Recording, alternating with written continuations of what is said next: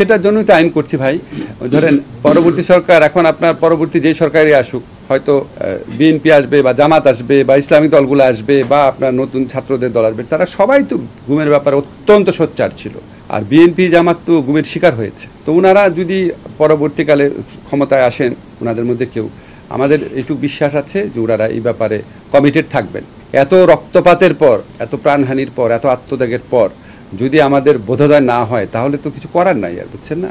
আইনের মধ্যে inbuilt provision রাখছি, যাতে ভবিষ্যতে সরকারদের জন্য এই সমস্ত চিন্তা করা খুবই রিস্কি এবং খুবই কষ্টসাধ্য হয়ে যায়। রাজনীতি নিয়ে কথা বললে আপনারা আমার আইনগত কোনো কিছু তুলে ধরবেন না, খালি রাজনীতি কমেন্ট দিবেন। এটা না, রাজনীতি নিয়ে কম শোনে, আমার তো রাজনীতি নিয়ে কমেন্ট করতে, আমি টকশো করতে আমি খুব সবচেয়ে বেশি স্বচ্ছন্দ অনুভব করি। কিন্তু আমার এখানে একটা দায়িত্ব আছে না, আমি চাই আমাদের যে আইনগত সংস্কার হচ্ছে, গুমের নিউজ, এগুলি পত্রিকা আসুক।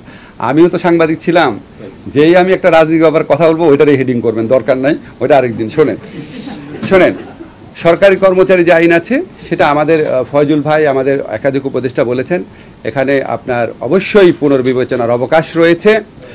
এবং আমি আসলে তখন বিদেশে ছিলাম, আমি আইনটা প্রণয়নের সাথে সরাসরি যুক্ত ছিলাম না। তো পরবর্তীকালে যখন আমি আইনটা দেখেছি, দেখার পর আমার কাছে মনে হয়েছে যে অবশ্যই এটা পুনর্বিবেচনার স্কোপ রয়েছে কিছু কিছু জায়গাতে।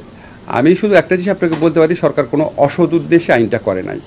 এখন অসৎ উদ্দেশ্যে আইন না করা হলেও কোনো আইনের মধ্যে এমন বিধান থাকতে পারে যেটা এই আইনের যারা সাবজেক্ট তাদের কাছে মনে হতে পারে যে তারা বিড়ম্বনা, হয়রানির শিকার হতে পারে। সেটা আমরা স্বীকার করি যে এরকম সম্ভাবনা এই আইনের মধ্যে থাকতে পারে। এখন এই আইনটা দেখার জন্য আমি প্রথমে বলে রাখি, এটা জনপ্রশাসন মন্ত্রণালয়ের আইন। সবার মধ্যে একটা বিভ্রান্তি কাজ করে, যে কোনো অধ্যাদেশ আইন মন্ত্রণালয়ের মাধ্যমে জারি হয়, যে কোনো অধ্যাদেশ। সেটার মানে এটা না এটা আইন মন্ত্রণালয় করেছে, এবং আইন মন্ত্রণালয় এটার এক্সিকিউটিং অথরিটিও না, এটা জনপ্রশাসন মন্ত্রণালয়ের আইন। এটা আপনারা একটু ক্লিয়ার থাকবেন।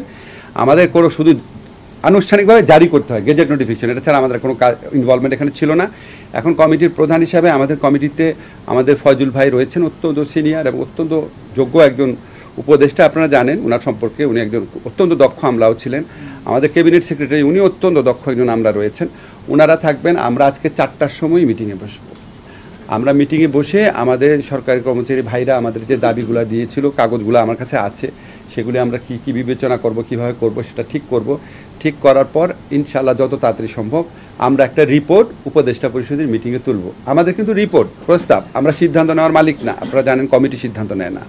তো আমি আমাদের যারা সরকারি কর্মচারী ভাইরা আছে, ভাইদের কাছে একটু অনুরোধ করব, আপনারা যদি একটু ধৈর্য ধরে কর্মসূচি দেন ভালো হয়। দেখেন না, আমাদের কমিটির কাজ যদি পছন্দ না হয় তাহলে দেন, বা আপনারা মানে আপনাদের এই সচিবালয় কার্যক্রমে বিঘ্ন সৃষ্টি না হয় সেরকম আপনার বিবৃতি দিতে চাইলে বিবৃতি দেন, আপনারা আমাদের সাথে মিটিং করেন, কিন্তু সরকারি কাজে যেন ব্যাঘাত সৃষ্টি না হয় এটার জন্য একটু কাইন্ডলি লক্ষ্য রাখেন।